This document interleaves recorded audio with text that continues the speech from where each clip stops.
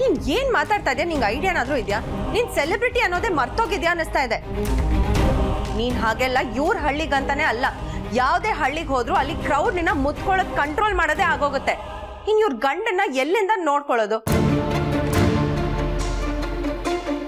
ಹೌದು ಅಳಿಯಂದ್ರೆ, ನೀವು ಇದೇ ಹಳ್ಳಿಲಿ ಇದ್ದೀರಾ ಅಂತ ಜನರಿಗೆಲ್ಲ ಗೊತ್ತಾಗೋಗುತ್ತೆ. ಆಮೇಲೆ ಅವ್ರು ನಮ್ಮನ್ನ ಇಟಿಟೇಟ್ ಮಾಡೋದಕ್ಕೆ ಶುರು ಮಾಡ್ಬಿಡ್ತಾರೆ ಅಷ್ಟೇ. ಅಕಸ್ಮಾತ್ ಈ ವಿಚಾರ ಪ್ರೆಸ್ನವ್ರು ಕಿವಿಗೆ ಬಿದ್ರೆ ಸಂಗಮ್ ಸಾತ್ನವ್ರು ಯಾಕೆ ಇಲ್ಲಿ ಜಾಂಡ ಅವರಿದ್ದಾರೆ, ಅವ್ರ ಜೊತೆಗಿರೋರು ಯಾರು ಅಂತೆಲ್ಲ ಪ್ರಶ್ನೆ ಬೀಳುತ್ತೆ. ಆಮೇಲೆ ಏನಾಗ್ಬೋದು ಅಂತ ನೀನೇ ಯೋಚನೆ ಮಾಡೋ ಜೂನಿಯರ್. ಹೌದು ಸಂಗಮ್, ಗೋಪಾಲಂಗೆ ಈ ತರ ಆಗೋ ಕಾರಣ ನಾನು ಅಂತ ಅವ್ರಿಗೆ ಗೊತ್ತಾಗ್ಬಿಡುತ್ತೆ. ನಾವಿಷ್ಟು ದಿನ ಸೀಕ್ರೆಟ್ಸ್ ಇಟ್ಟಿರೋದು ಎಲ್ಲ ಮತ್ತೆ ಆಚೆ ಬಂದ್ಬಿಡುತ್ತೆ. ಶೂಟ್ ಔಟ್ ವಿಷಯ ಮತ್ತೆ ನ್ಯೂಸ್ ಆಗುತ್ತೆ. ಇದೆಲ್ಲ ಬೇಕಾ ಸಂಗಮ್? ಹೌದು ಕಣೋ ಸಂಗಮ್, ಇವರೆಲ್ಲ ಹೇಳ್ತಿರೋದ್ರಲ್ಲಿ ಒಂದು ಅರ್ಥ ಇದೆ. ಹೌದು ಕೂಸು, ನನಗೂ ಯಾಕೋ ಇದು ಕಂಬ ಎಳೆದು ಚಾವಣಿ ತಲೆ ಮೇಲೆ ಹಾಕೊಳ್ಳೋ ಕೆಲಸ ಅಂತ ಅನ್ನಿಸ್ತಾ ಇದೆ. ಜೂನಿಯರ್, ಗೋಪಾಲ್ ಅವ್ರನ್ನ ಇಲ್ಲೇ ಹುಷಾರ್ ಮಾಡಿ ಆಮೇಲೆ ಅವ್ರ ಹಳ್ಳಿಗೆ ಕಳ್ಸೋದು ಒಳ್ಳೇದು ಅನ್ನೋದು ನನ್ನ ಒಪಿನಿಯನ್.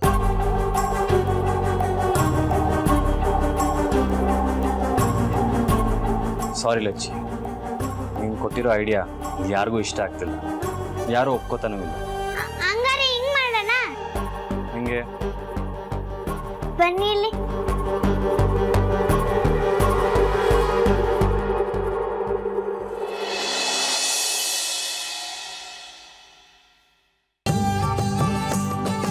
ಒಳ್ಳೆ ಐಡಿಯಾ, ಇದನ್ನ ಮಾಡ್ಬೋದು ಅನ್ಸುತ್ತೆ.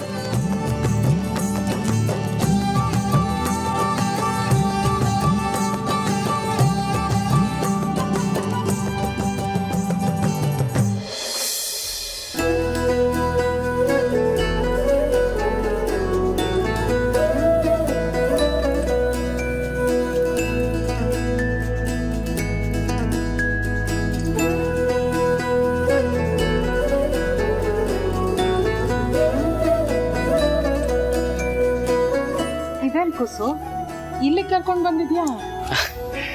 ಅದಕ್ಕೆ ಕಾರಣ ಇದೆ ಅಮ್ಮ.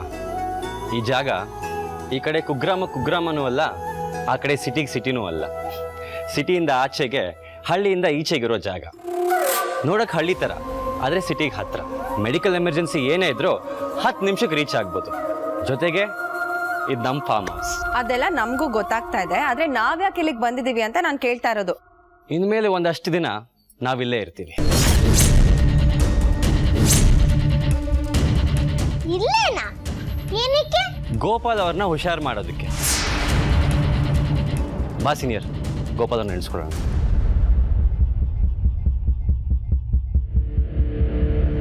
ಗೋಪಾಲ್ ಅವರೇ, ಇದು ನಿಮ್ಮ ಹಳ್ಳಿ ಅಲ್ಲದೆ ಇರ್ಬೋದು, ಆದರೆ ಹಳ್ಳಿ ವಾತಾವರಣ ಅದಕ್ಕೆ ನಿಮ್ಮಲ್ಲಿ ಕರ್ಕೊಂಡ್ಬಂದಿರೋದು.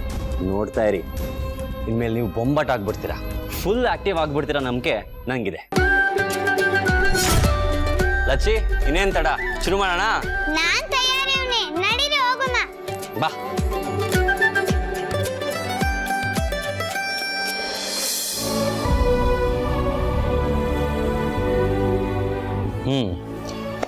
ಶಾಂತಮ್ಮ, ಈಗ ಹೇಳು.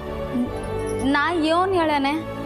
ಈಗ ಇದನ್ನೇ ನಿಮ್ಮ ಊರು, ನಿಮ್ಮ ಹಳ್ಳಿ ಅಂತ ಅಂದ್ಕೊಂಡು ಗೋಪಾಲ್ ಅವ್ರು ಹುಷಾರಾಗಕ್ಕೆ ಏನೇನು ಬೇಕೋ ಎಲ್ಲನೂ ಹೇಳ್ತಾ ಹೋಗು. ಅಲ್ಲ, ಅದು ನೀವು ಏನ್ ಹೇಳ್ತಿದಿರೋ ನಂಗೆ ಅರ್ಥ ಆಯ್ತಾ ಇಲ್ಲ. ಗೋಪಾಲ್ ಅವ್ರಿಗೆ ನಿಮ್ಮ ಹಳ್ಳಿಲಿ ಅತ್ಯಂತ ಪ್ರೀತಿ ಪಾತ್ರರು ಯಾರು, ಅವ್ರ ವಿರೋಧಿಗಳು ಯಾರು, ಅವ್ರಿಗೆ ಜೀವಕ್ಕೆ ಜೀವ ಕೊಡೋರು ಯಾರು, ಜೀವ ತೆಗಿಬೇಕನ್ನೋ ವೈರಿಗಳು ಯಾರು, ಎಲ್ಲನೂ ಡೀಟೇಲಾಗಿ ಹೇಳ್ತಾ ಹೋಗು.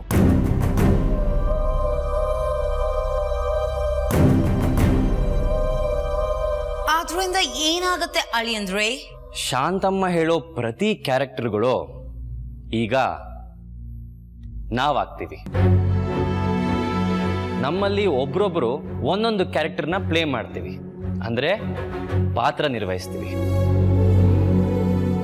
ಗೋಪಾಲ್ ಅವ್ರು ಕಳ್ಕೊಂಡಿರೋ ಎಲ್ಲ ನೆನಪುಗಳನ್ನ, ಅವ್ರ ಜೀವನದಲ್ಲಿ ನಡೆದಿರೋ ಎಲ್ಲ ದೊಡ್ಡ ದೊಡ್ಡ ಘಟನೆಗಳನ್ನ ನಾವಿಲ್ಲಿ ರೀಕ್ರಿಯೇಟ್ ಮಾಡ್ತೀವಿ. ವಾಟ್? ನಾವು ಆಕ್ಟ್ ಮಾಡ್ಬೇಕಾ? ನಾವುನಾ? ಹೌದು, ಎಲ್ರೂ ಮಾಡಲೇಬೇಕು.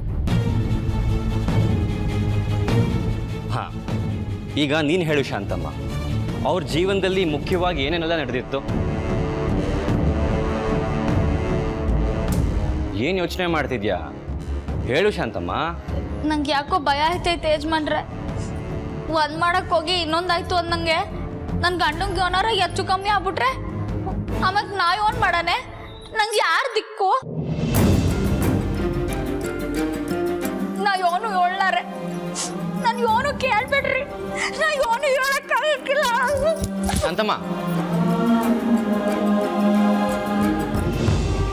ಜೂನಿಯರ್, ಪಾಪ ಶಾಂತಮ್ಮ ಬೇಜಾರು ಮಾಡ್ಕೊಂಡು ಹೋದ್ರು ಅನ್ಸುತ್ತೆ. ಅವ್ರ ಗಂಡಂಗೆ ಏನೂ ಗೊತ್ತಾಗಲ್ಲ ಅಂತ ನಾವು ಹೀಗೆಲ್ಲ ನಡ್ಕೊಳ್ಳೋದು ಮೊದಲೇ ನೊಂದಿದ್ದಾಳೆ. ಇದನ್ನೆಲ್ಲ ನೋಡೋದು ಅವ್ರಿಗೆ ಕಷ್ಟ ಆಗ್ಬೋದು. ಏನ್ ಸಾಗರ ಹೀಗೆ ಮಾತಾಡ್ತಾ ಇದೀಯಾ?